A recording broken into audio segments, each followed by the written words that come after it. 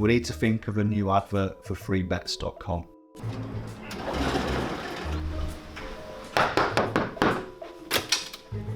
Get your best betting offers from freebets.com. Yeah, that'll do. The following deals are now live. This is Lewis Hart for Boxing Social in association with Empire Fight Store, Forged Irish Stout and Ready to Fight. Delighted to be joined with Manny Robles. We're here in the UK. Mikaela Mayer's just weighed in against Natasha Jonas. A big fight for her. Looking forward to tomorrow night? Definitely, it's going to be a great fight. Fireworks, for sure. When it comes to someone like Mikaela, who she's coming up in weight, she's obviously coming back off sort of the Baumgartner defeat, recovering from that.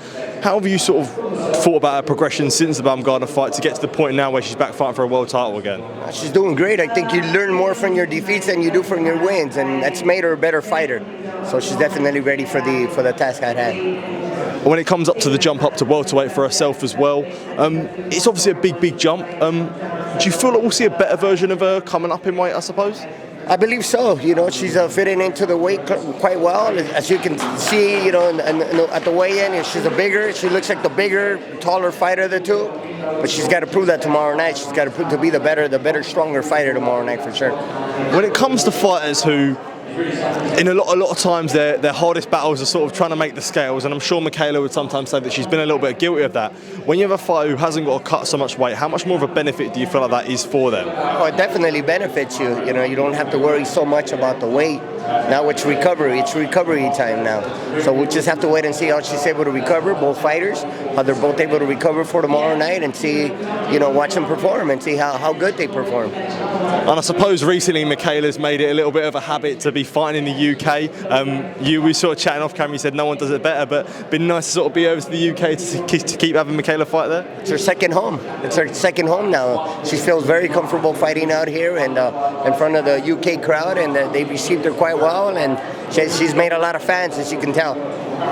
And when it comes to what's next for her, so obviously there is UK fighters out there, guys like Terry Harper, Sandy Ryan, especially when she drops down, Katie Taylor. Exciting for a win tomorrow night, and there's big challenges for her. 100%, one fight at a time. You know, now she's got to fight tomorrow night, and she's got to make her best efforts to win that world title, and then we can talk about future fights. But as of right now, we just got to focus on Jonas. And I suppose we'll talk about your other man, Rafael Ezpinoza, coming off a really big win against Robeisy Ramirez. I suppose one where a bit of a shock win considering the run that Ramirez was on.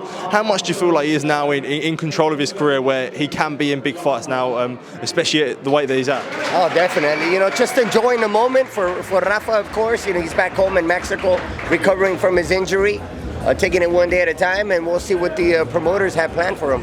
But either unify or maybe the rematch with the Robeisy or a title defense for sure. And when you're involved in fights like that they really sort of make or break you as a fighter, you know, massive wars like that, how much do you feel like he could learn from a fight like that, where he really had to sort of go into the depths to rip the belt off of Ramirez? Well, it shows you what he's made out of. A Mexican fighter, man. They have no quit in him, and he proved that on that night. You know, he was dropped in that 5th round, got back up, and was able to get a knockout of his own in that last round to seal the deal. If he doesn't get that knockout in that knockdown in that last round, it's a draw. You know, so he definitely had to dig in deep and you know, finish strong in that last round, managed to get that knockdown and win the fight and win the world title. Absolutely. I suppose we are in the UK, so I do have to ask you about a few topics surrounding our guys. Tyson Fury takes on Oleksandr Usyk on the February 17th. First time an undisputed champion will be crowned since, I think, 1999. How are you looking forward to the fight? How do you really see it going? You're speaking about Usyk Fury? It's going to be an incredible fight, man. I can't wait. But, you know, you're only as good as your last fight. We all understand that Fury, it wasn't Fury's best performance. Maybe he underestimated his opponent, but Usyk, on the other hand, he's been looking better with every fight, and I believe it's going to be a great fight, but I would have to give the edge to Usyk in this case. And with that as well, when it comes to Fury having a poor performance in his last fight, I know you sort of said that you think Usyk will win, but do you think, we don't know what Fury will be like when he has something to prove, and, you know, it will tell a lot about Fury with this fight. Whether was that an off night against Ngannou, or is there sort of signs of fading? Would you say? Well, like you said, man. I mean, I believe he was a little bit overconfident that night, and he didn't prepare as well as he should have. He underestimated his opponent, and you shouldn't do that. You should never do that in boxing. All it takes is one punch. As we saw that night, he got knocked down, one solid shot, and you know, he noted that he had to change his game plan, you know, and that's just in boxing. You have to make adjustments sometimes. And with Usyk on the other hand, you know, he's an exceptional fighter, a former Olympian, a former world champion in the cruiserweight division, now the heavyweight champ, and he's the man to beat at the moment. So definitely going to be a good fight. And I did also want to ask you about Anthony Joshua taking on Francis Ngannou. I suppose a real risk for Anthony Joshua, but how do you sort of see that fight going? Joshua.